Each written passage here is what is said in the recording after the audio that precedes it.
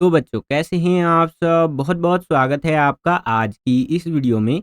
आज का ये वीडियो क्लास 12th के बच्चों के लिए बहुत ज़्यादा खास होने वाला है, क्योंकि इस वीडियो में हम लोग देखने वाले हैं बच्चों क्लास 12th का जो आपका फिजिकल एजुकेशन का सब्जेक्ट है, हिंदी में बोले तो जो आपका शारीरिक शिक्षा का विषय है, इसका जो आपका बोर्ड एग्जाम होने वाला है 18 फरवरी को। जी हाँ बच्चों, 18 फरवरी 2026 को जो आपका CBSE का बोर्ड एग्जाम होने वाला है। तो उसके लिए एक और इम्पॉर्टेंट यहाँ पर हम लोग सैंपल क्वेश्चन पेपर इस वीडियो में डिस्कस करने वाले हैं, ठीक है। और बेसिकली ये वाला सैंपल पेपर हम लोग डिस्कस कर ही रहे थे। ये हमारा छठा सैंपल पेपर चल रहा था, जिसका पार्ट 1 का वीडियो ऑलरेडी मैंने अपलोड कर दिया है। अगर अभी तक आपने इसका पार्ट 1 का वीडियो नहीं देखा है तो आपको आई बटन में लिंक मिल जाएगा, वहां पर क्लिक करके जरूर देख लीजिएगा। ये हमारा पार्ट 2 का वीडियो होने वाला है, जिसके अंदर जो क्वेश्चंस हमने पार्ट 1 में डिस्कस नहीं किए थे वो सारे क्वेश्चंस को इस एक वीडियो के अंदर हम लोग डिस्कस करेंगे और छठे पेपर को पूरा यहाँ पर हम लोग डिस्कस करने वाले हैं, ठीक है बच्चों। और देखिए फिजिकल एजुकेशन में मैं बार बार आपको बोलता हूँ, जो क्वेश्चन करवा रहा हूँ ना, इनको करके चले जाइए। इसी में से बहुत सारे क्वेश्चंस आपके पेपर में डिट्टो रिपीट होकर के आ जाएगा। 70 नंबर का आपका पेपर आता है ना, तो आप ये मान करके चलिए कि 65 प्लस, ठीक है, 65 प्लस, बहुत बड़ा क्लेम कर रहा हूं मैं, 65 प्लस ऐसे क्वेश्चंस आएंगे बच्चों जो हम सैंपल पेपर में कर चुके होंगे, ठीक है। ये छठा सैंपल पेपर हम लोग खत्म करेंगे इस वीडियो में। इसके अलावा 5 से 6 सैंपल पेपर और करवाऊंगा फिजिकल एजुकेशन के। साथ ही साथ वन शॉट की वीडियो एक और अपलोड करूंगा, एक तो अपलोड कर दी है, एक पार्ट 2 वाला वीडियो अपलोड करूंगा, बहुत सारे बच्चों की डिमांड आ रही थी, ठीक है। MCQ का वीडियो आएगा जिसके अंदर मैं MCQ क्वेश्चंस आपको करवाऊंगा।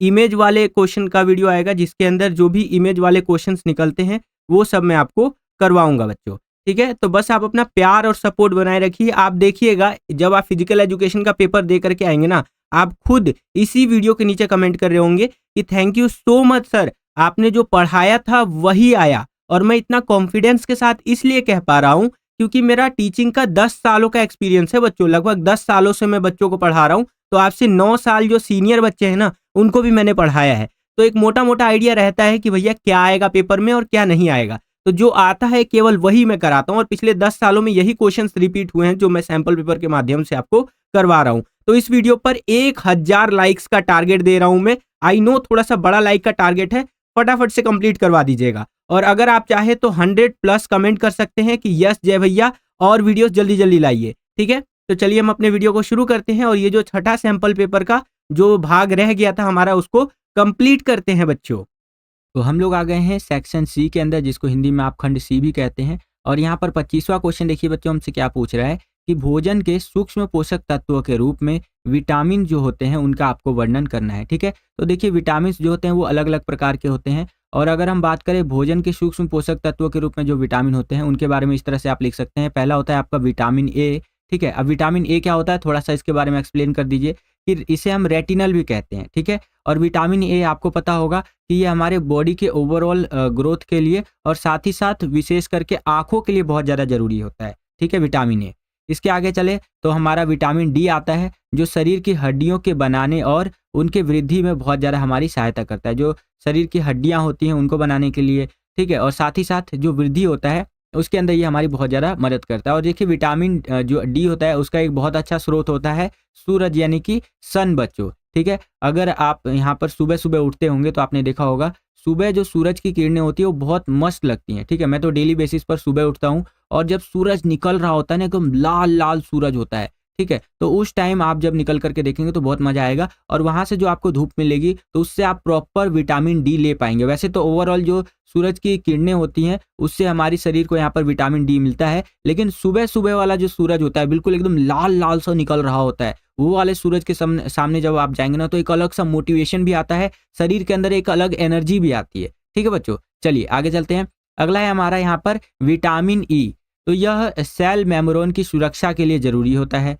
अगला है विटामिन के, यह खून को जमाने में सहायता करता है। विटामिन के जो होता है बच्चों वो खून को जमाने में सहायता करता है। इसके अगला है विटामिन बी, इसके अंतर्गत विटामिन बी के अंदर आपके 6 विटामिन आते हैं, ठीक है। तो एक ग्रुप है, ये विटामिन का एक ग्रुप होता है जिसके अंदर टोटल 6 विटामिन आते हैं, और यहाँ पर ये विटामिन बी होता है। नेक्स्ट होता है बच्चों विटामिन सी, ये बहुत कॉमन विटामिन है जिसके बारे में आपने सुना ही होगा। यह शरीर टेंडन और लिगामेंट की मरम्मत और विकास के लिए ज़रूरी होता है और शरीर की रोग प्रतिरोध क्षमता को भी बढ़ाता है। तो जब कोरोना आया था बच्चों 2019-20 के आसपास, तो उस टाइम पे ये बोला जा रहा था कि विटामिन सी से जुड़ी हुई चीज़ें, जो फल फ्रूट होते हैं, जो खाना होता है वो ज़्यादा लीजिए, जिससे कि ओवरऑल जो आपका रोग प्रतिरोध क्षमता है, इम्यून सिस्टम है, वो डेवलप होगा, ठीक है। और इम्यून सिस्टम जिस भी व्यक्ति का मजबूत होता है वो किसी भी प्रकार के रोग से आसानी से लड़ लेता है, ठीक है। तो आप देखते होंगे अपने आसपास कई सारे ऐसे आपको लड़के या लड़कियां देखने को मिलते होंगे या मिलती होंगी कि जो जिनको ना जल्दी कोई बीमारी होता नहीं है। तो इसका मतलब ये है कि उनका रोग प्रतिरोध क्षमता जो है, इम्यून सिस्टम जो है वो बहुत ज़्यादा मजबूत है बच्चों, ठीक है। सेम यही क्वेश्चन इंग्लिश मीडियम में आपका इस तरह से रहेगा। यहाँ पर आप देख सकते हैं, describe the micro nutrients and vitamin in food, ठीक है। तो अगर हम विटामिन की बात करें तो आप लिख सकते हैं vitamin A, vitamin D, vitamin E, vitamin के, बी और सी के बारे में, ठीक है। यहाँ पर आप सारा का सारा देख भी सकते हैं बच्चों। वीडियो में आगे बढ़ने से पहले एक इंपॉर्टेंट इन्फॉर्मेशन है बच्चों, तो बड़े ध्यान से समझिएगा।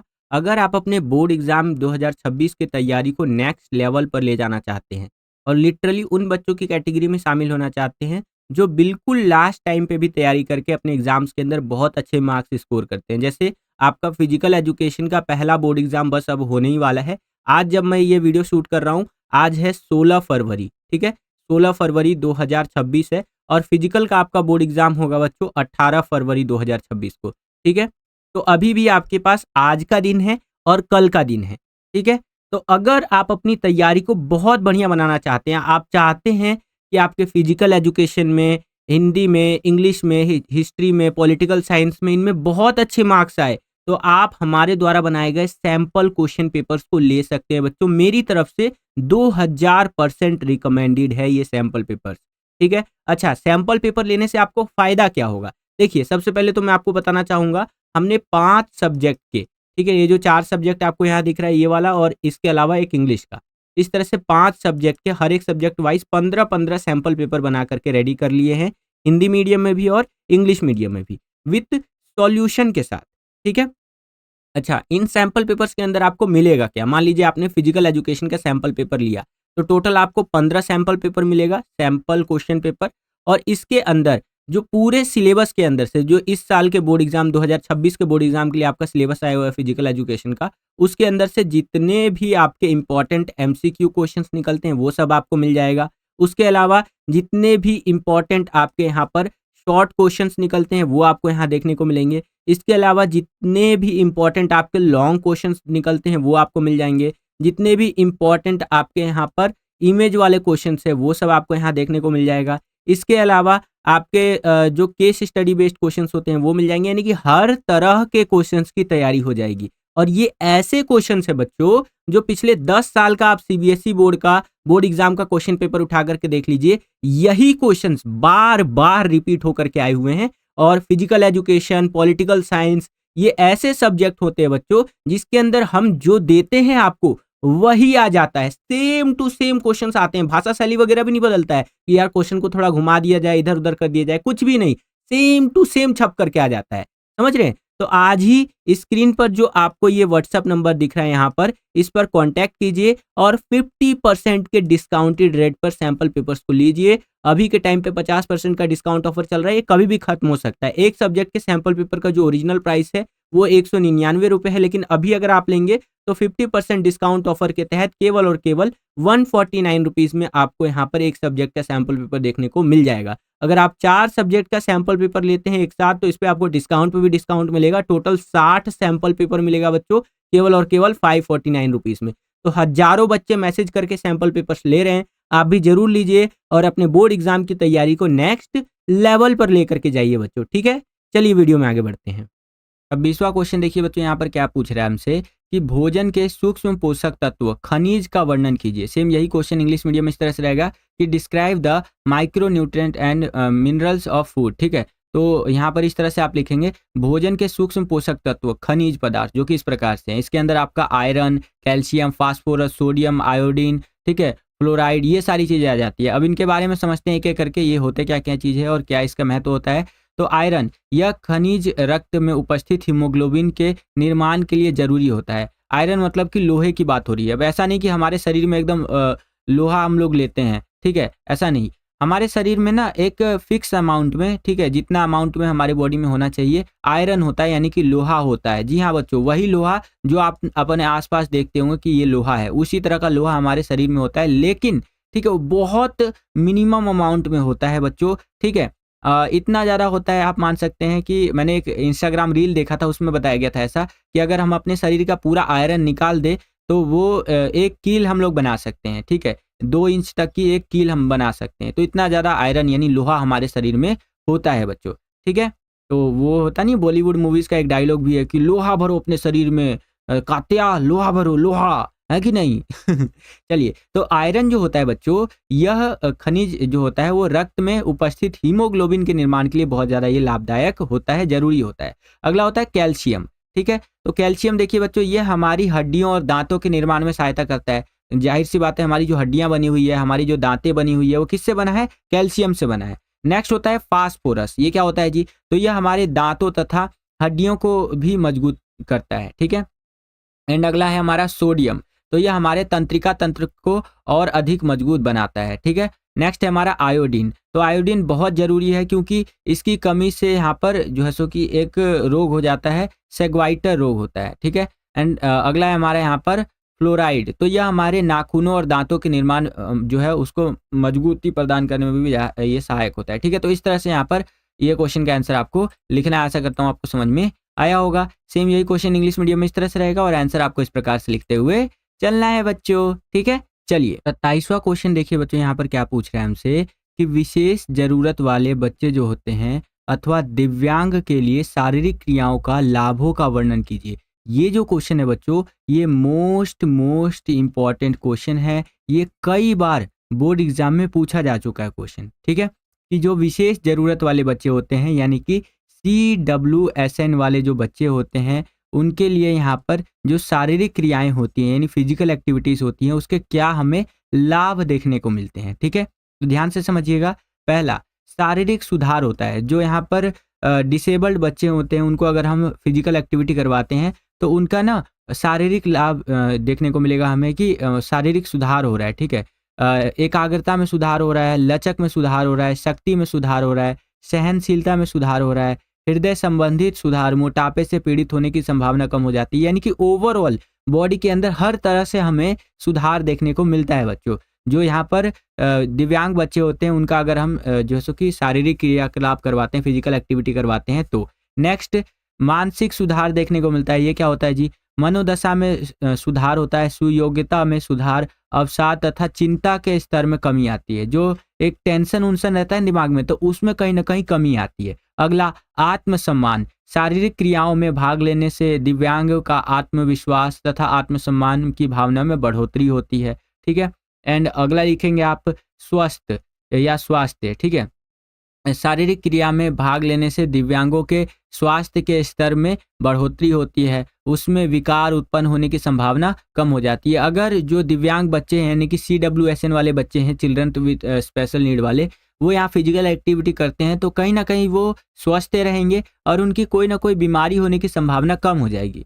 और अगला आप लिखेंगे लास्ट में कि सामाजिक लाभ, ठीक है। नए अनुभव प्राप्त होना होगा इनको, ठीक है। नए दोस्त बनेंगे, आज़ादों का अनुभव होगा और दोषारोपण से बचना आदि, ये सब इसके अंदर सम्मिलित है, ठीक है। तो जो विशेष आवश्यकता वाले बच्चे होते हैं यानी दिव्यांग बच्चे होते हैं, उनको अगर हम फिजिकल एक्टिविटी, शारीरिक क्रियाकलाप करवाते हैं तो उनके ये लाभ हमें देखने को मिलते हैं बच्चों, ठीक है। ये क्वेश्चन काफ़ी इंपॉर्टेंट था, इसलिए मैंने अलग से आपको पावर पॉइंट में स्लाइड बना करके समझाया इस क्वेश्चन को, ठीक है। चलिए, सेम यही क्वेश्चन आपका इंग्लिश मीडियम में इस तरह से रहेगा। यहाँ पर आप देख सकते हैं कि list the benefits of physical activities for childrens with special need और डिसेबिलिटीज डिस्क्राइब, ठीक है। तो पहला तो फिजिकल इंप्रूवमेंट हमें देखने को मिलेगा, दूसरा क्या देखने को मिलेगा? मेंटल इंप्रूवमेंट, थर्ड यहाँ पर सेल्फ स्टीम, उनका आत्मविश्वास जो है बढ़ेगा, अगला है हेल्थ उनका अच्छा होगा, एंड सोशल बेनिफिट्स भी कई सारे यहाँ पर इसके है, ठीक है। तो इस तरह से आपको आंसर लिखना है बच्चों। चलिए आगे चलते हैं। 28वां क्वेश्चन देखिए बच्चों, यहाँ पर क्या पूछ रहा है हमसे कि हमारे शरीर के लिए प्रोटीन कितना आवश्यक है, समझाइए, ठीक है। सेम यही क्वेश्चन इंग्लिश मीडियम में इस तरह से रहेगा कि how important is protein for our body, explain. तो देखिए, जो प्रोटीन होता है वो हमारे शरीर के लिए अति आवश्यक होता है, ठीक है। क्यों, उसको समझिए। यहाँ पर सबसे पहले एक पॉइंट दे दिया आपको यहाँ पर, निर्माण। कार्बन डाइऑक्साइड, ऑक्सीजन, नाइट्रोजन व कभी कभार सल्फर नामक तत्वों से बनी होती है। प्रोटीन शरीर में रक्त, मांसपेशियों, नाखून, त्वचा, बालों व आंतरिक अंगों के निर्माण में ये हमारी सहायता करता है। ध्यान से समझिएगा इसको। प्रोटीन जो होता है वो हमारे शरीर के अंदर जो रक्त, यहाँ पर पेशियां होती हैं, नाखून होते हैं, त्वचा होते हैं और हमारे इंटरनल ऑर्गन्स होते हैं बॉडी के अंदर, तो उसके निर्माण में ये हमारी बहुत ज़्यादा सहायता करते हैं। जो नए ऊतक होते हैं, न्यू टिश्यूज होते हैं और टूटे फूटे जो टिश्यूज होते हैं यानी ऊतक होते हैं, उनकी मरम्मत करने में प्रोटीन हमारी सहायता करते हैं। जल और अम्लों के संतुलन को नियमित करते हैं ये, और साथ ही साथ ऑक्सीजन और पोषण या तत्वों को कोशिका तक ले जाती हैं तथा एंटीबॉडीज बनाती है हमारे शरीर के अंदर, जो कि बहुत ज़्यादा इंपॉर्टेंट होता है। एंटीबॉडीज किसी भी बीमारी से लड़ने में हमारी बहुत ज़्यादा सहायता करता है बच्चों, ठीक है। अत्यधिक उपयोगी और हानिकारक, हृदय रोग, ऑस्टियोपोरोसिस, स्ट्रोक और गुर्दे में पथरी आदि की समस्या को ये कहीं ना कहीं कम करता है।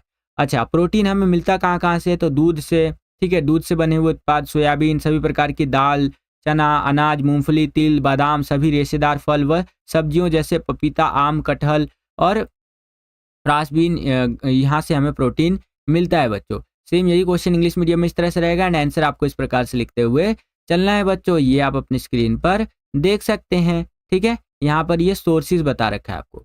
आगे चलते हैं। अगला क्वेश्चन देखिए कि महिलाओं के लिए खेलों में भागीदारी के सामाजिक लाभों के बारे में बताइए। ये क्वेश्चन भी काफ़ी इंपॉर्टेंट है बच्चों और एग्जाम में आने की संभावना इसकी भी बहुत ज़्यादा है, ठीक है। क्योंकि आजकल का जो इन्वायरमेंट चल रहा है वो वुमेन सेंट्रिक हो रखा है। महिलाओं पर आजकल जो है काफ़ी ज़्यादा बात हो रही है सोशल मीडिया पर, नेशनल इंटरनेशनल लेवल पर, ठीक है। तो इससे रिलेटेड ये क्वेश्चन हमारा बन सकता है कि महिलाओं के लिए खेलों में भागीदारी के सामाजिक लाभों के बारे में बताइए, ठीक है। तो ध्यान से समझते हुए चलिए। सामाजिक लाभ जो कि इस प्रकार से है। पहला, समन्वय कौशल में वृद्धि। खेल टीम के खिलाड़ियों और खेलों में भाग लेने वाली महिलाओं के बीच समन्वय बढ़ाने और सुधारने में मदद करता है, जो दूसरों के साथ समन्वय में काम करने का कौशल सिखाता है हमें, ठीक है। यानी कि कैसे मिल करके काम करना है, ये चीज़ हमें एक गेम सिखाता है। जैसे आप क्रिकेट का एग्जांपल ले लीजिए, जिसमें 11 प्लेयर्स होते हैं एक टीम के अंदर और सभी मिल करके उस गेम को जीतने का प्रयास करते हैं। तो वैसे ही महिलाएं जब ऐसे गेम्स के अंदर पार्टिसिपेट करेंगे तो कहीं ना कहीं समाज में भी वो समन्वय या सहयोग की भावना से काम करेंगी और मिलजुल करके वो समाज में रहेंगी, ठीक है। अगला, संप्रेषण कौशल में वृद्धि। संप्रेषण खेल का एक अभिन्न अंग है, क्योंकि खिलाड़ियों को खेलते समय एक दूसरे के साथ संवाद करना चाहिए। यह महिला प्रतिभागियों को अधिक स्वतंत्रता से अपनी बात को समझाने में मदद करता है, ठीक है। तो जो खिलाड़ी होते हैं ना, उनको खेल के दौरान एक दूसरे से ना बात करना जरूरी होता है। अगर मान लीजिए कि आपकी एक क्रिकेट की टीम है और आप क्रिकेट का मैच खेल रहे हैं, आपकी टीम के सभी मेंबर एक दूसरे से बात ही नहीं करेंगे तो कैसे काम चलेगा? गड़बड़ हो जाएगा मामला। इसीलिए जो यहाँ पर महिला खिलाड़ी होते हैं या जो भी प्लेयर्स वगैरह होते हैं, उनको अपने जो टीम के मेंबर्स है, सदस्य, उनके साथ बातचीत करके तालमेल बैठा के रखना चाहिए, ठीक है। तो इस तरह से आप यहाँ पर लिख सकते हैं। और क्या आप लिख सकते हैं? अच्छे आपसी संबंध। एक खेल अलगाव में नहीं खेला जाता, यह एक टीम प्रयास है। एक खेल जो होता है बच्चों, वो अलगाव में नहीं खेला जाता, ये एक टीम प्रयास होता है जिसमें सभी मिल करके यहाँ पर काम करते हैं, ठीक है। और अंदर हो या सहायक स्टाफ के रूप में खिलाड़ी को टीम में सभी के साथ अपने संबंध बनाए रखने चाहिए। महिला प्रतिभागी अपने रिश्तों को बनाए रखना चाहिए, ठीक है। और यहाँ पर आगे बताया गया है कि एक दूसरे का सम्मान करना चाहिए, चाहे वह मैदान पर हो या मैदान के बाहर हो। अगला है हमारा सहयोग में वृद्धि। महिलाएं जब मैदान में खेलती हैं तो एक दूसरे के सहयोग करना सीखती हैं। यह उनके जीवन का भी एक हिस्सा बन जाता है, क्योंकि वे पूर्ण और जैसे कि सद्भावना और शांति में दूसरों के साथ काम करना और सहयोग करना सीखती है। तो इस तरह से आंसर आप लिख सकते हैं। सेम यही क्वेश्चन इंग्लिश मीडियम में इस तरह से रहेगा। यहाँ पर आप देख सकते हैं, explain the social benefits of sports participation for women, ठीक है। एंड आंसर आपको कुछ इस प्रकार से लिखते हुए चलना है बच्चों। यह आप अपनी स्क्रीन पर देख सकते हैं, ठीक है। चलिए, परफेक्ट। वीडियो अगर आपको पसंद आ रहा है बच्चों तो वीडियो को लाइक करते चलिए। जितना ज़्यादा वीडियो को आप लाइक करेंगे उतना ज़्यादा हमारा मोटिवेशन बढ़ता है और वीडियोस को बनाने के लिए, ठीक है बच्चों। चलिए, तीसरा क्वेश्चन देखिए बच्चों, यहाँ पर क्या है कि अस्थि भंग, जिसे अंग्रेजी में हम फ्रैक्चर कहते हैं, इसके मुख्य कारण लिखिए, ठीक है। तो अस्थि भंग यानी कि फ्रैक्चर क्यों हो जाता है, तो इसके मुख्य कारणों में आप लिख सकते हैं कि अस्थि भंग अस्थि पर तेज प्रहार या फिर टक्कर से होता है, ठीक है। खेलों में खिलाड़ियों में आपस में जोरदार टक्कर या खिलाड़ी का किसी भारी उपकरण व सुविधा से टकराने से हो सकता है। आघात, बलपूर्वक तथा अप्राकृतिक गतिविधियों के कारण हो सकता है। और भी कुछ यहाँ पर चीजें दी गई हैं, वीडियो पॉज करके आप रीड कर सकते हैं, जिस कारण से अस्थि भंग यानी कि फ्रैक्चर हो सकता है। फ्रैक्चर में क्या होता है, हड्डियां जो है उसके अंदर हमें दिक्कत देखने को मिलती हैं, ठीक है, जॉइंट्स वगैरह में। सेम यही क्वेश्चन इंग्लिश मीडियम में इस तरह से रहेगा, right the main cause of fracture and answer आपको इस प्रकार से लिखते हुए चलना है बच्चों। ये आप अपनी स्क्रीन पर देख सकते हैं, ठीक है। चलिए अब हम लोग आ गए हैं सेक्शन डी के अंदर, जिसे हिंदी में हम खंड डी कहते हैं। यहाँ पर हमसे केस स्टडी आधारित यानी केस बेस्ड क्वेश्चन जो होते हैं वो पूछे जाएंगे। और इन क्वेश्चंस को बड़े ध्यान से देखिएगा, ये ना फ्री के नंबर वाले क्वेश्चंस होते हैं, बस आपको ना इन चीज़ों को समझने की जरूरत होती है। 31वां क्वेश्चन देखिए क्या कह रहा है, नीचे दिए गए चित्र का अध्ययन कीजिए तथा पूछे गए निम्नलिखित प्रश्नों के उत्तर दीजिए। तो यहाँ पर ये चित्र दे दिया है, इसको ध्यान से देखिए। इस चित्र में आप दो पैर देख पा रहे होंगे इस तरह से, ए और बी करके, ठीक है। ये दो पैर है आपके, और ये जो ए वाला पैर है इसमें आप देखेंगे तो ये आकृति कुछ इस प्रकार से है, ठीक है। इसका जो निशान आया, पैर का छाप आया, वो कुछ इस प्रकार से आया। जो बी वाला पैर है इसका जो छाप आया तलवे का, वो कुछ इस प्रकार से आया हमारा, ठीक है। ये आपने देख लिया। अब देखिए इससे संबंधित जो हमसे प्रश्न पूछे जा रहे हैं उनको देखते हैं। यहाँ पर पूछा गया है कि उपरोक्त चित्र में बी में दर्शाई गई विकृति का नाम लिखिए। तो ये जो बी में हमें विकृति दिखाई गई है इसे हम लोग फ्लैट फीट या फिर चपटे पैर कहते हैं, ठीक है। भगवान ने जो हमारा यहाँ पर पैर बनाया है वो कुछ इस तरह से बनाया है, और जब हमारा पैर का छाप पड़ता है कहीं पर, जैसे रेत पर या मिट्टी पर आप चलेंगे तो आपके पैर का जो छाप पड़ेगा, प्रिंट पड़ेगा, वो कुछ इस तरह का पड़ेगा। क्यों? क्योंकि बीच में ना गैप होता है ऐसे, ठीक है। लेकिन जब एक तरह का डिसऑर्डर हो जाता है, फ्लैट फीट यानी कि चपटे पैर वाली स्थिति हो जाती है, जो ये बी वाले में आप यहाँ पर ये देख सकते हैं, तो यहाँ पर पैर के जो निशान पड़ते हैं, छाप पड़ते हैं, वो इस तरह से एकदम फ्लैट पड़ जाते हैं, इस तरह, समझ रहे हैं आप। चलिए यहाँ पर सेकंड में हमारा क्वेश्चन है कि उपरोक्त चित्र में बी में दर्शाई गई विकृति के 2 लक्षण लिखिए, ठीक है। तो अगर किसी को ये प्रॉब्लम हो जाती है तो उसके क्या क्या लक्षण हमें देखने को मिलते हैं कि चलते समय तथा खड़े होते समय यह पैर जो है थम्स के मध्य भाग में दर्द होना, ठीक है। जब हम चलेंगे या फिर यहाँ पर खड़े होंगे, इस स्थिति में जो हमारा पैर का बीच वाला हिस्सा है उसमें दर्द होगा। पैर की लंबी चाप का खत्म हो जाना, ठीक है। पैरों को गीला करके यदि फर्श पर रखा जाए तो पूरे पैर का निशान दिखाई दे जा सकता है, ठीक है। तो ये यहाँ पर इसके लक्षण है, यहाँ पर आप देख सकते हैं, ठीक है, सिम्टम्स है। अगला कारण, उपरोक्त चित्र अगला क्वेश्चन है, सॉरी, उपरोक्त चित्र की बी में दर्शाई गई विकृति के 2 कारण लिखिए कि ये होता क्यों है, ठीक है। जो फ्लैट फीट की प्रॉब्लम है, चपटे पैर की समस्या, ये क्यों होता है? तो देखिए मांसपेशियों तथा हड्डियों की कमजोरी के कारण होता है ये। अधिक भार यानी ओवरवेट है कोई व्यक्ति तो भी ये हो सकता है। अगर कोई व्यक्ति मोटापे से यहाँ पर जूझ रहा है या कुपोषण की समस्या है किसी व्यक्ति को तो भी ये प्रॉब्लम हो सकता है। लंबे समय तक भारी बोझा उठाना और चोट तथा खराब जूते पहनने के कारण भी फ्लैट फीट यानी कि चपटे पैर की समस्या आ सकती है बच्चों, ठीक है। अगला क्वेश्चन देखिए, उपरोक्त चित्र के बी में दर्शाई गई विकृति में जो है उस सुधारात्मक उपाय लिखिए। इसके क्या सुधारात्मक उपाय हो सकते हैं कि कैसे अगर किसी को ये दिक्कत हो जाता है तो वो कैसे यहाँ पर उसको सुधार सकता है। तो आप लिखेंगे पैरों से लिखना। हालांकि विद्या को पैर से यहाँ पर टच नहीं करना चाहिए, लेकिन फिर भी क्योंकि ये एक थेरेपी का पार्ट है, सुधारात्मक चीज़ों का पार्ट है, तो यहाँ पर हम पैरों से लिख करके अपने इस चीज़ को सुधार सकते हैं, फ्लैट फीट यानी चपटे पैरों की स्थिति को। अगला, रेत पर चलना या दौड़ना। अगर हम रेत पर चलते हैं और दौड़ते हैं तो इस चीज़ में हमें काफ़ी सुधार देखने को मिल सकता है। अगला है पंजों पर कूदना। फिर लिखा हुआ है उचित प्रकार के जूते पहनने से, जूतों के मध्य भाग में रुमाल रखकर पहनने से। अगर किसी को ये प्रॉब्लम हो गई है तो जब वो जूता पहनता है तो उसके बीच वाले हिस्से में क्या कर सकता है, वो रुमाल रख सकता है। जमीन पर गिरे हुए छोटे पत्थर के टुकड़ों को पैरों से उठाना और ताड़ासन व वज्रासन, यहाँ पर लिखा हुआ ताड़ासन तथा वज्रासन का यहाँ पर हमें अभ्यास करना चाहिए, जिससे कि हम इस चीज़ों को सुधार सकते हैं। किसको? फ्लैट फीट यानी कि चपटे पैर की स्थिति को, ठीक है बच्चों। चलिए सेम यही क्वेश्चन इंग्लिश मीडियम में इस तरह से रहेगा। यहाँ पर आप देख सकते हैं, study the picture given below and answer the following questions asked, ठीक है। इस तरह से ये आपका पिक्चर दिया गया है ए और बी पार्ट करके यहाँ पर, ताकि आप इजीली अंडरस्टैंड कर पाए कि ये दोनों में ये डिफरेंस है, ठीक है। ये देखिए, ये हमारा नॉर्मल जो प्राकृतिक रूप से बाय नेचर हमें मिला है, ठीक है, और ये हमारा यहाँ पर जो हो जाता है बाय टाइम, ठीक है। बाकी आप यहाँ पर देख सकते हैं इस तरह से क्वेश्चन हमसे पूछे जा रहे हैं और आंसर आपको इस प्रकार से लिखते हुए चलना है बच्चों। क्लियर है? चलिए, परफेक्ट परफेक्ट। ओके, तो अब हम लोग आ गए हैं 32वें क्वेश्चन के अंदर, और यहाँ पर 32वां क्वेश्चन भी हमारा वही केस स्टडी बेस्ड क्वेश्चन रहेगा। यहाँ पर हमें एक चित्र दे दिया है जिसके अंदर जो दीदी जी है वो योगा का एक आसन कर रही हैं। इस योगा के आसन के बारे में मैंने आपसे कई बार डिस्कस कर रखा है, ठीक है। फिर भी यहाँ पर अब हम बिल्कुल डिटेल में समझते हैं इस योगा के आसन के बारे में। तो इसे हम लोग हल आसन कहते हैं। जो पुराने ज़माने में हल हुआ करते थे ना, जो लकड़ी वगैरह के या लोहे के हल हुआ करते थे, जिससे कि मिट्टी की यहाँ पर खुदाई की जाती थी। तो ये योगा का आसन जब हम लोग करते हैं तो कुछ इसी स्थिति में हम लोग यहाँ पर होते हैं, ठीक है, इसीलिए इसको हल आसन कहते हैं। ओके बच्चों, यहाँ पर आप देख सकते हैं। सेकंड क्वेश्चन देखिए, उपरोक्त चित्र में दर्शाए गए योगासन का अर्थ लिखिए। ये जो योगा का आसन है इसका अर्थ क्या होता है, इसका मतलब क्या होता है? तो हलासन दो शब्द हल और आसन से मिलकर के बना हुआ है, जिसमें हल का अर्थ है जमीन को खोदने वाला कृषि यंत्र और आसन का अर्थ होता है बैठने की मुद्रा। इस योग को करने के दौरान शरीर की मुद्रा हल की तरह प्रतीत होती है, जिसके कारण इस योग को हिंदी में हलासन तथा अंग्रेजी में लो पोज कहते हैं। क्या कहते हैं बच्चों? लो पोज, ठीक है।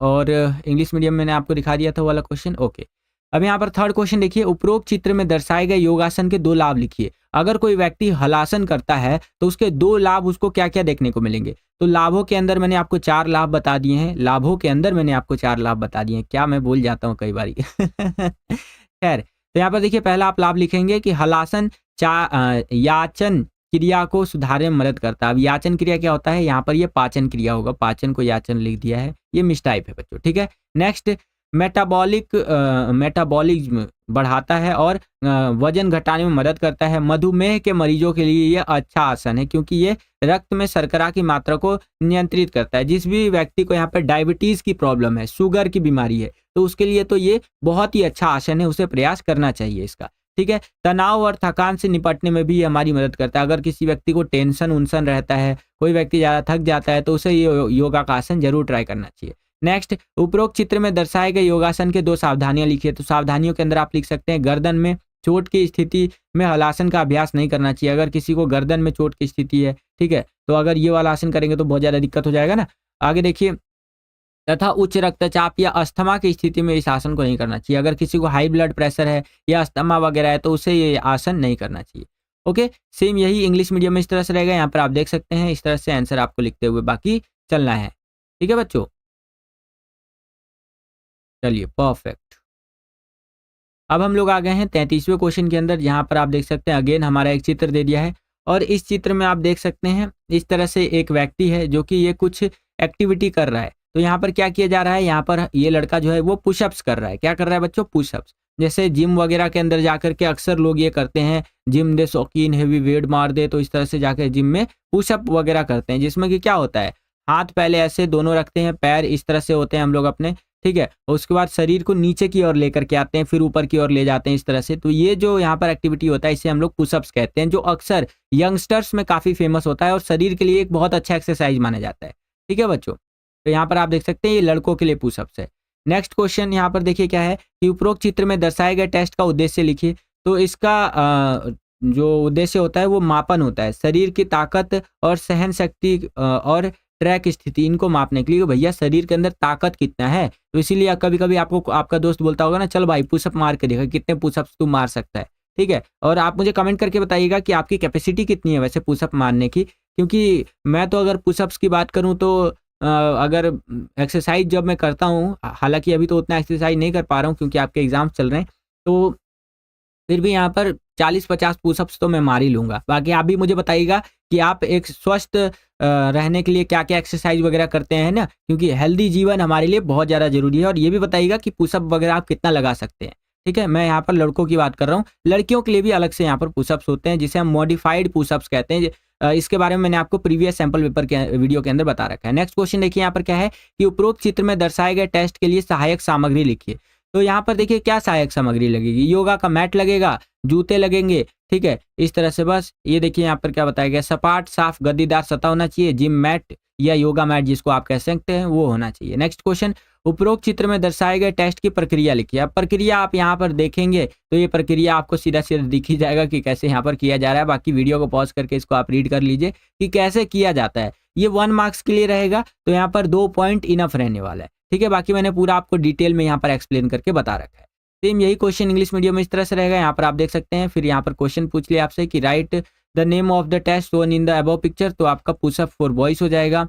Next, write the objectives of the test shown in the above picture, तो यहाँ पर ऑब्जेक्टिव क्या होता है, बॉडी का स्ट्रेंथ, एंड्योरेंस एंड स्टेबिलिटी को ट्रैक करना। ये इसका यहाँ पर वो होता है, ठीक है। तो मेजरमेंट के लिए इसको इस्तेमाल किया जाता है। बाकी आप यहाँ पर देख सकते हैं इस तरह से क्वेश्चन है हमारे, और आंसर आपको इस प्रकार से लिखते हुए चलना है बच्चों, ठीक है। चलिए परफेक्ट। अब हम लोग आ गए हैं सेक्शन ई के अंदर, जहां पर हमसे जो बड़े बड़े क्वेश्चंस होते हैं वो पूछे जाएंगे, ठीक है, लॉन्ग आंसर टाइप के क्वेश्चंस। तो यहाँ पर 34वां क्वेश्चन देखिए क्या है कि बुढ़ापे के कारण आने वाली शरीर क्रिया जो सो कि विज्ञान संबंधी परिवर्तन को बताइए। तो आंसर इस तरह से आप लिखेंगे, बुढ़ापा विभिन्न शरीर क्रियात्मक कार्यों की दक्षता में आने वाला निरंतर तथा अपरिवर्तनीय पतन या क्षय है। ये परिवर्तन प्रायः 30 वर्ष की आयु के उपरांत देखा जा सकता है, ठीक है। तो देखिए बुढ़ापा एक ऐसी स्थिति जो सभी के जीवन में आना ही आना है। आज आप जवान हैं तो इसका मतलब ये नहीं कि आप जीवन भर जवान ही रहेंगे, ठीक है। एक टाइम ऐसा आएगा जब आप वृद्ध हो जाएंगे। मैं आपको एक बहुत ना दिल टच करने वाली यानी हार्ट टचिंग बात बताता हूँ। किसी महान व्यक्ति ने मेरे से एक बार बात बोली थी कि बेटा आज तुम जवान हो, लेकिन ये जवानी रहेगा नहीं, ये जवानी ढल जाएगा। और जो व्यक्ति ने मेरे को बात बोली थी ना, उनकी जवानी ऑलमोस्ट ढल चुकी थी। तो मैंने ना उस बात को बड़ा लाइटली लिया था। अभी जैसे आपकी उम्र होगी, मैं समझ पा रहा हूँ आप 12वीं क्लास में हैं, तो 18 साल से लेकर के 17-18 साल से लेकर के आपकी उम्र ज़्यादा से ज़्यादा 20-21 साल तक की होगी, ठीक है। तो ये हमारी जवानी यहाँ से लगभग स्टार्ट हो जाता है, ठीक है। 18 साल से हमारे यहाँ जवानी शुरू हो जाता है, 17-18 साल से, और उसके बाद ये जवानी चलता है लगभग 30 की उम्र तक जवानी चलता है। तो उस व्यक्ति ने मेरे से जब ये बात बोली ना कि बेटा आज तो तुम्हारी ये जवानी है, लेकिन ये जवानी जीवन भर नहीं रहेगी, एक ना एक दिन ये ढलेगी जवानी। तो उस टाइम मैं सोचा अरे छोड़ो ना, ये तो सभी का काम होता है ज्ञान देना, और इन्होंने ज्ञान दे दिया, मैंने सुन लिया, चलो भूल जाते हैं। लेकिन जीवन जैसे-जैसे आगे बढ़ा मेरा भी, ठीक है, जैसे-जैसे थोड़ा-सा मैं और मैच्योर होता गया, मुझे ना चीज़ें धीरे-धीरे डीपली रियलाइज़ होने लगी कि हाँ, बात तो सही कही जा रही है। समझ रहे हैं आप? तो ये चीज़ें आप भी ना धीरे-धीरे रियलाइज़ करेंगे इन चीज़ों को। हो सकता है आप में से कई सारे बच्चों ने इसको इग्नोर भी कर दिया हो, लेकिन आप इस चीज़ों को रियलाइज़ करेंगे, ठीक है? और समय के साथ ही रियलाइज़ करें तो ही ज़्यादा बेहतर है। खैर, तो क्वेश्चन की ओर यहाँ पर बढ़ चलते हैं। क्वेश्चन का आंसर जो था हमारा कि बुढ़ापे के कारण जो सो कि शरीर क्रिया विज्ञान संबंधी परिवर्तन आते हैं, तो वो अक्सर 30 की आयु के बाद ही आते हैं, ठीक है? आगे देखिए बताया गया बुढ़ापे के कारण आने वाली शरीर क्रियात्मक परिवर्तन जो कि निम्नलिखित है। पहला, मांसपेशीय संस्थान। मांसपेशियों के भार कार्य क्षमता में कमी हो जाती है, ठीक है। जो हमारा मसल स्ट्रेंथ वगैरह होता है उसमें कहीं ना कहीं हमें कमी देखने को मिलती है। पाचन संस्थान की बात करें तो शरीर के संगठक तथा उपापचय में भी कमी आ जाती है। HCl अम्ल द्रव्य पाचन एंजाइम तथा लार ग्रंथि में हमें कमी देखने को मिलती है। तो ओवरऑल डाइजेशन भी हमारा यहाँ पर स्लो हो जाता है, या फिर कह लीजिए कमजोर पड़ जाता है। क्यों? क्योंकि धीरे धीरे अब हम लोग बुढ़ापे की ओर बढ़ रहे हैं। 30 की उम्र के बाद यहाँ पर बुढ़ापे की ओर बढ़ते हैं, और जैसे जैसे हमारा शरीर बुढ़ापे की ओर बढ़ता है ना बच्चों, तो हमें सजेस्ट किया जाता है, ठीक है, कि हमें तो नहीं, मतलब अभी तो हम बूढ़े नहीं हुए हैं, जाहिर सी बात है, लेकिन एक टाइम पे तो होंगे ना। तो लोगों को सजेस्ट किया जाता है कि भैया आप ज़्यादा बाहर की चीज़ें मत खाइए, डाइजेशन में दिक्कत हो जाएगा। तो इसीलिए जो एक आपको 30-40 के बाद के जो लोग देखने को मिलेंगे, वो ज़्यादा बाहर की चीज़ें नहीं खाते हैं। जितना हम लोग खा लेते हैं ना बाहर की चीज़ें, उतना वो लोग नहीं खाते, क्योंकि उनका डाइजेशन सिस्टम अब सपोर्ट ही नहीं करेगा उस चीज़ को, समझ रहे हैं। लेकिन जो यंग बच्चा होता है, जो 18 साल से लेकर के 25-30 साल तक का बच्चा होता है, ठीक है, 25-30 साल का बच्चा तो नहीं कहेंगे, मतलब 25-30 साल तक के आदमी जो होते हैं, ठीक है, तो वो यहाँ पर कुछ भी खा करके पचा सकते हैं। ओके, तो अभी आपका जीवन है, खाइए, मस्त मौज करते रहिए, और अपने एक्सरसाइज शरीर पर भी ध्यान दीजिएगा। अगला होता है अस्थि संस्थान। अस्थियों के घनत्व में कमी आती है, और ऑस्टियोपोरोसिस के कारण हड्डियां कमजोर हो जाती हैं, और जल्दी जल्दी अस्थि टूट सकती हैं और फ्रैक्चर हो जाता है, ठीक है। अगला है हमारा श्वसन संस्थान में परिवर्तन। बढ़ती आयु में फेफड़ों की कार्य क्षमता में कमी आने लगती है। ऑक्सीजन अतिग्रहण, ऑक्सीजन विनिमय क्षमता कम हो जाती है, ठीक है। और शारीरिक क्षमता के घटकों में कमी देखने को मिलती है। शरीर गति और लचीलापन, सहनशीलता, समन्वय व फुर्ती में हमें कमी होने लगती है, ठीक है। और भी कुछ कुछ चीजें यहाँ पर बताई गई है, आप देख सकते हैं। सेम यही क्वेश्चन इंग्लिश मीडियम में इस तरह से रहेगा, ये आप अपनी स्क्रीन पर देख सकते हैं, और आंसर आपको इस प्रकार से लिखते हुए चलना है बच्चों। यह आप अपनी स्क्रीन पर देख सकते हैं। क्लियर है? चलिए परफेक्ट। अब हम लोग आ गए हैं 35वें क्वेश्चन के अंदर। यहाँ पर 35वां क्वेश्चन देखिए बच्चों क्या है कि कार्डियो श्वसन संस्थान पर व्यायामों से होने वाले प्रभावों को विस्तार पूर्वक समझाइए। अंग्रेजी में यह क्वेश्चन कुछ इस तरह से रहेगा, explain in detail the efforts of exercises on the cardio respiratory system, ठीक है। तो समझते हैं इस चीज़ को। देखिए, कार्डियो श्वसन संस्थान पर व्यायाम पालनों से होने वाले प्रभाव जो कि निम्नलिखित है। पहला, हृदय गति का बढ़ना, ठीक है। व्यायाम के अनुसार ही जैसे कि हृदय की गति बढ़ जाती है। जैसे जैसे हम व्यायाम करते हैं तो हमारे जो हार्ट रेट है वो बढ़ जाता है। अगला, सहन क्षमता में वृद्धि देखने को मिलती है। यदि लंबी अवधि तक व्यायाम किया जाए तो व्यक्ति की सहन क्षमता में वृद्धि हो जाती है। कोई भी कार्य हम बिना थके लंबे समय तक कर सकते हैं। ठीक है, इसीलिए बोला जाता है कि डेली एक्सरसाइज करो। कई सारे आप देखते होंगे आपके आसपास बच्चे होते हैं जो तुरंत थक जाते हैं। क्यों? क्योंकि वो डेली एक्सरसाइज नहीं करते। और जो व्यक्ति डेली एक्सरसाइज करते हैं ना, जैसे आदरणीय अंकित बेनपुरिया जी, ऐसे लोग जो होते हैं समाज के अंदर, वो जल्दी कोई काम करने में नहीं थकेंगे। क्यों? क्योंकि डेली वो अपने शरीर को तोड़ रहे होते हैं, पसीना बहा रहे होते हैं, समझ रहे हैं, मेहनत कर रहे होते हैं। अगला, स्ट्रोक आयतन में वृद्धि। व्यायाम की तीव्रता तथा अवधि के बढ़ने के अनुसार ही प्रत्येक धड़कन पर हृदय के बाह्य निलय से निकलने वाले रक्त की मात्रा में वृद्धि हो जाती है। और रक्त का आयतन व्यायाम की तीव्रता तथा अवधि के अनुसार ही हृदय द्वारा प्रति मिनट पंप किए गए रक्त के आयतन में भी वृद्धि होती है। ठीक है, कुछ और बेसिक चीजें यहाँ पर बताई गई हैं। वीडियो पॉज करके आप रीड कर सकते हैं। मैंने बिल्कुल डिटेल में आपको यहाँ पर बता दिया है इस क्वेश्चन के आंसर के बारे में। सेम यही क्वेश्चन इंग्लिश मीडियम में इस तरह से रहेगा और आंसर आपको इस प्रकार से लिखते हुए चलना है बच्चों। यह आप अपनी स्क्रीन पर देख सकते हैं। क्लियर है बच्चों? चलिए, अब हम लोग आ गए हैं 36वें क्वेश्चन के अंदर। तो यहाँ पर 36वां क्वेश्चन देखिए बच्चों, क्या है कि कोमल उत्तकों की चोटों का वर्गीकृत कीजिए या वर्गीकरण कीजिए। सेम यही क्वेश्चन इंग्लिश मीडियम में इस तरह से रहेगा, क्लासिफाई सॉफ्ट टिश्यू इंजुरीज। ठीक है, तो ये क्वेश्चन भी बच्चों काफी इंपॉर्टेंट है और आपके एग्जाम में ये क्वेश्चन पूछा जा सकता है। ठीक है, ध्यान से समझिएगा। सॉफ्ट टिश्यू इंजुरीज के बारे में, कोमल उत्तक की चोटों के वर्गीकरण के बारे में। खेलों में कोमल उत्तक मांसपेशीय तंतु, त्वचा, रक्त वाहिनी आदि पर लगने वाली चोटों का कोमल उत्तक चोटें हम लोग कहते हैं, जिसके अंदर आपका रगड़, गुम चोट, विदारहन, ठीक है, इस तरह से चीजें आती हैं। यहाँ पर आप देख सकते हैं चीरा आता है, एक आपका एक मोच जिसे हम स्प्रेन कहते हैं, एक खिंचाव आता है, स्ट्रेस होता है। ठीक है, तो ये सारी चीजें आप यहाँ पर देख सकते हैं बच्चों। सेम यही क्वेश्चन इंग्लिश मीडियम में इस तरह से रहेगा एंड आंसर आपको इस प्रकार से लिखते हुए चलना है। यह आप अपनी स्क्रीन पर देख सकते हैं बच्चों। क्लियर है? चलिए, परफेक्ट परफेक्ट। अब हम लोग आ गए हैं 37वें क्वेश्चन के अंदर, जो कि देखने में बहुत आसान लगता है लेकिन एग्जाम के पॉइंट ऑफ व्यू से ये क्वेश्चन भी काफी इंपॉर्टेंट है। कई बार ये क्वेश्चन बोर्ड एग्जाम में आ चुका है। क्वेश्चन क्या है हमारे यहाँ पर कि मधुमेह से आप क्या समझते हैं तथा इससे बचने के लिए किसी एक आसन की विधि तथा लाभ के बारे में हमें लिखना है। तो मधुमेह, जिसे हम आमतौर पर चयापचय विकार कहते हैं, मेटाबॉलिक डिसऑर्डर जिसे आप कहते हैं, इसके रूप में जाना जाता है, जिसमें रक्त में लंबे समय तक शर्करा की मात्रा अधिक पाई जाती है। और मधुमेह में या तो पेनक्रियास अग्नाशय पर्याप्त इंसुलिन नहीं बना पाता है या फिर शरीर की कोशिकाएं बनाए गए इंसुलिन को ठीक प्रकार से प्रतिक्रिया नहीं कर पाती हैं। तो देखिए, हमारी पेट के नीचे जहाँ लीवर होता है उस वहाँ पर तो आपका एक अग्नाशय होता है, जो कि क्या करता है, मीठे चीज को पचाने के लिए इंसुलिन नाम का पदार्थ रिलीज करता है।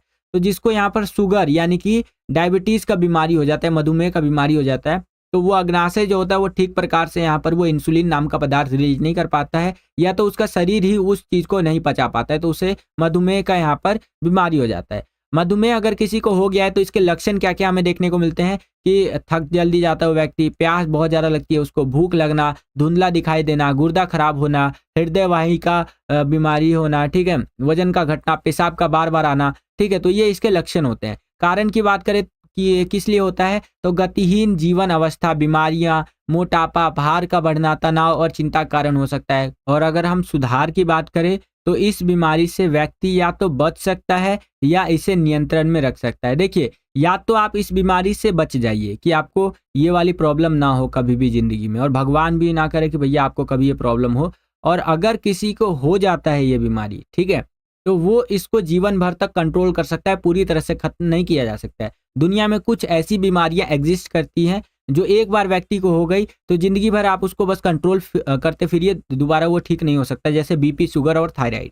ठीक है, आगे देखिए बताया गया है ये अगर आप इसे कंट्रोल करना चाहते हैं तो भुजंगासन, पश्चिमोत्तासन, पवन मुक्तासन व मत्स्येंद्रासन का अभ्यास करना चाहिए आपको। ठीक है, अब इनके बारे में पूरा डिटेल में बताया गया है, जैसे ये अर्ध मत्स्येंद्रासन विधि के बारे में बताया गया है। वीडियो पॉज करके आप यहाँ रीड कर सकते हैं। ठीक है, इसके क्या लाभ होते हैं, ये सारी चीजें आप यहाँ पर देख सकते हैं बच्चों। फिर पश्चिमोत्तासन के बारे में बताया गया है, यहाँ पर आप देख सकते हैं पश्चिमोत्तासन के क्या लाभ होते हैं वो यहाँ पर बताया गया है बच्चों। ठीक है, सेम यही क्वेश्चन इंग्लिश मीडियम में इस तरह से रहेगा, ये आप अपनी स्क्रीन पर देख सकते हैं और आंसर आपको इस प्रकार से लिखते हुए चलना है बच्चों। चलिए, परफेक्ट।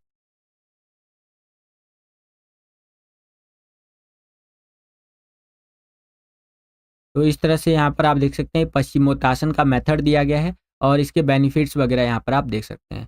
तो बस बच्चों यही था आज का ये वीडियो। आशा करता हूँ आपको ये वीडियो पसंद आया होगा। अगर आपको ये वीडियो पसंद आया तो कर दीजिए ज़्यादा से ज़्यादा लाइक। जितना ज़्यादा वीडियो को आप लाइक करेंगे उतना ज़्यादा हमारा मोटिवेशन बढ़ता है इसी तरह की वीडियोस को बनाने के लिए।